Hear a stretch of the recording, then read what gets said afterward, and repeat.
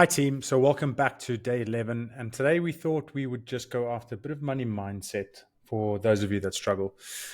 Because, I think we live in a world where we have to be realistic and not see money as an evil thing or a bad thing or an immoral thing.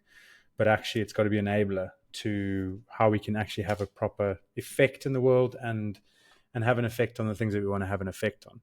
So, me and Ray just talking, obviously, from two different points of view. And hopefully we can find a way to relate to something you've had to go through or are going through or don't know that you're about to go through it on your journey to improving who you are, how you are, where you are, why you are. So with no further ado, enjoy the episode. Right, welcome back to the Identity Human Pod. You're smiling at me because you think I'm going to do something funny and No, I different. don't know what you're going to do. I'm Nothing. waiting to Nothing. see. It's just normal. Stop interrupting me. I can see out the corner of my eye. So, welcome back to the Identity Human Podcast with Ray and Don. Your hosts. Great to have you back. And this is day 11. And so we've got day 11 and day 12. And how are we going to set this up to make sure that this is effective use of your time? So today, I thought we could talk around money mindset and how we can change a relationship with an i.e. what are we focusing on? Because I think sometimes it can be a really big blocker. You can work really hard on yourself, have great relationships, but when it comes to money, it's dirty. I don't want to talk about it. I don't want to negotiate. Why am I even charging this? Oh my goodness, can they afford to pay this? Or, should I be charging this much to my business? If I raise my prices, then I'm going to lose all my clients. And there's a lot of baggage that people carry with them about money. And I would say one of the biggest lessons that I feel like I've learned when you talk about money, it came up to me in 2024. My biggest lesson is all around like the energy around money, and like so all these ways you have of thinking that Don's just rattled off are a certain energy that you hold. And you've probably all heard those stories of those people who are millionaires and they lose it all, and very quickly they're able to get that amount of money back. And it's because they've learned to hold that amount of money energetically. They've learned what it means to attract that kind of wealth. And so we all need to work on our thought processes, our limiting beliefs, and our energy around money so that we don't block more money coming in.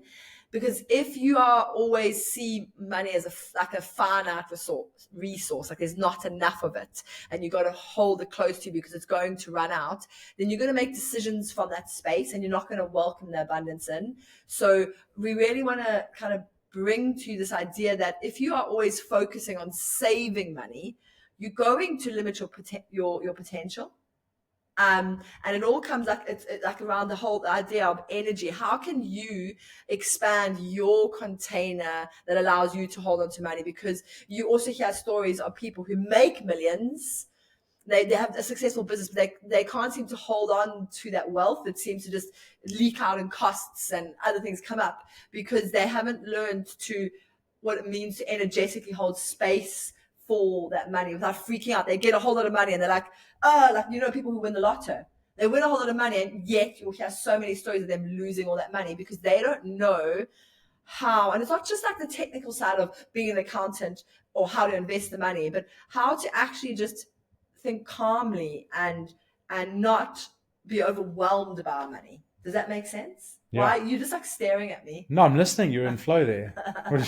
And for me, that's like a big thing that I've taken from various education pieces over 2024 has been like really focusing on, yes, his limiting beliefs, but the energy and how you need to, and the space that you are able to hold wealth and to hold money and to work with money and upgrading that so that because people find that their bank balance will always have the same amount. Like it just doesn't seem to grow. It's the way that they think about money that often is the cause of that. Yeah, I suppose it might come down to like how much do you value yourself? Yes. At the end of the day, that's essential. If you don't feel like you can hold on to money, it's got less to do about the money than it does you value the fact that you don't think you deserve that money. And I think that's a big one that we don't see because it's easy. So if you're listening to this and you like helping people, money doesn't matter to me. I like helping people. That's great. But how has that attitude served you so far with the 3 people that you've been able to help, as opposed to the 1,000 people that you could help, if you realize that money is your friend and not your foe? Money is not a dirty word. Money's going to let you help. Money is going to help you have an effect on it. And it's, again, I've seen the resistances. Yeah, but money doesn't make you happy. No, but there are happy people with money and there's unhappy people with money. And there are happy people without money and there are unhappy people without money. So it's not the money that makes the happiness. It's the person. So we've been very clear on making sure that on your route to making more money, you're working on who you are, not what you are. Because if you can work on who you are, the money will be able to hold itself, like you say, energetically around you, and you will be able to bring that more in. So it is about the value. Now, Ray quickly brushed past something that was very quick. Very important. Is when you're thinking about 2025 or any time in 2024, when say there was a bit of a crunch time, did you immediately go to where can we save money? So rising energy costs, rising cost of food that's happened to what are we going to have to cut out? Are we going to get this percentage? How did you tackle that? Like, there's been across the globe, in USA, South Africa, Australia, UK, everywhere have experienced inflation during 2024, end of 2023 too, with rising fuel costs, rising food costs, etc. And how did you react? Be honest with yourself, and this, I suppose, could be your exercise for today. How did you react to that? And so, sorry, I'll just no, it's fine. There. And I think sometimes we go, yeah, but I don't want to be stupid with money. There's an A or B mindset that we spoke about in the previous one. It's like, well, just because we're not having enough money doesn't mean I can carry on thinking that we have enough money. It's not about that. It's not saying keep positive and think about how you can make more money and keep spending. No, you can look at your money and go, okay, we need to cut that out because we don't use that anymore. So I've got 15 subscriptions on Apple that they were great at the time, but I don't need them anymore. That's being stupid with your money. Yes. So you can still be smart with money. We're not saying be wasteful. But you can look at how am I going to make more money as opposed to how am I going to make more money with the earnings I already have. And I think what an important point that's come up to me here, like to bring it at this point, is that people make a connection between time and money. They think so, or they do it in like weird ways. So what people do when, like, so we asked you the question, how did you react when costs rose? Did you go into a bit of a panic? Maybe you were calm about it, but you went into like a reactive state where you're like, okay, I am going to make sure I cut down my grocery bill. I'm going to bulk cook. I'm going to do this. I'm going to limit the amount of meat that the family eat. I'm going to make sure the lights are switched off. I'm going to obsess over reducing the costs. And like I said, we're not talking about being wasteful. We're going to go and shop at LD. Yeah, it's going to like, and you really no disrespect to the LD shop. How can I reduce costs? And told you, because you can't afford this, and just really focus on cost reduction.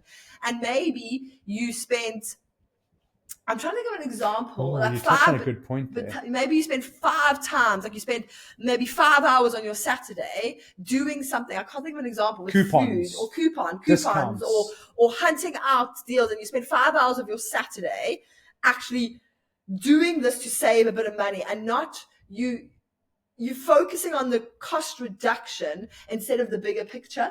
And so we're not saying, and so obviously naturally, we're going to lead into saying go and rather than focusing on saving, actually focus on how can I make more money. That's the natural progression of what we're leaning towards here.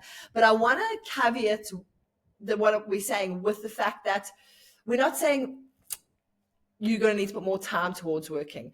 We want you to disconnect the connection between time and money. We're not saying you need to go find another 6 hours a week to work to make more money. We want you to think outside the box and realize that your time isn't connected to the amount of money you make. That's like a big step. And how can you make more money?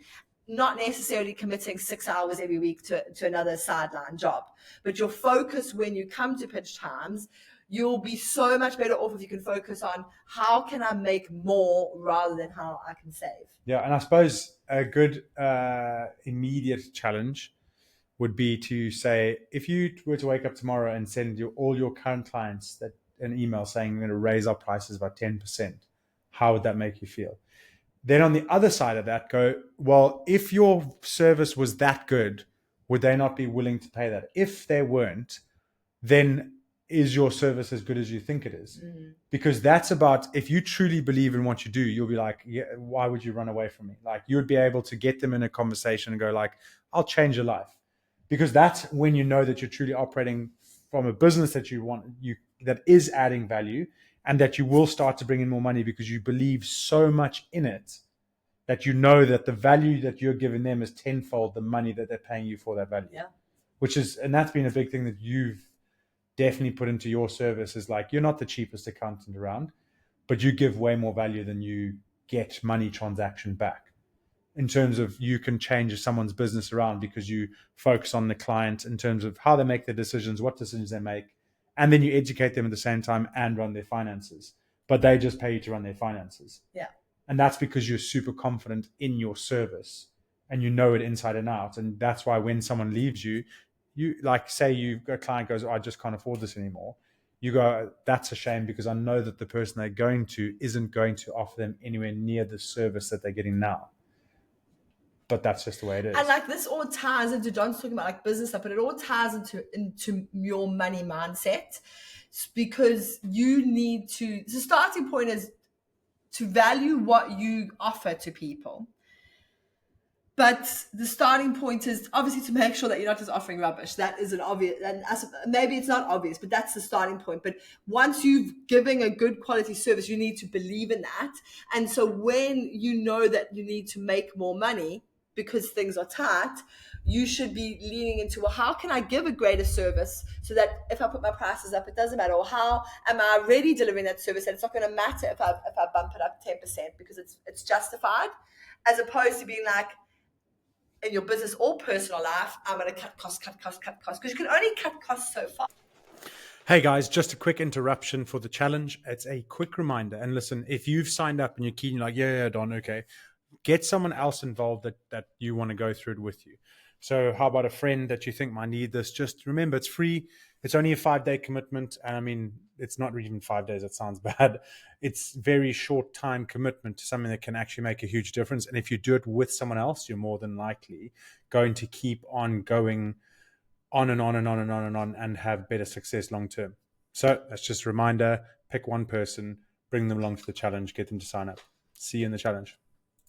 Yeah. But I suppose we are going down the business route, but let's go back to, someone's listened to the 12 days of Christmas. They're on day 11. Yeah. Why are we talking about money mindset? Again, we don't have to make this one a long one.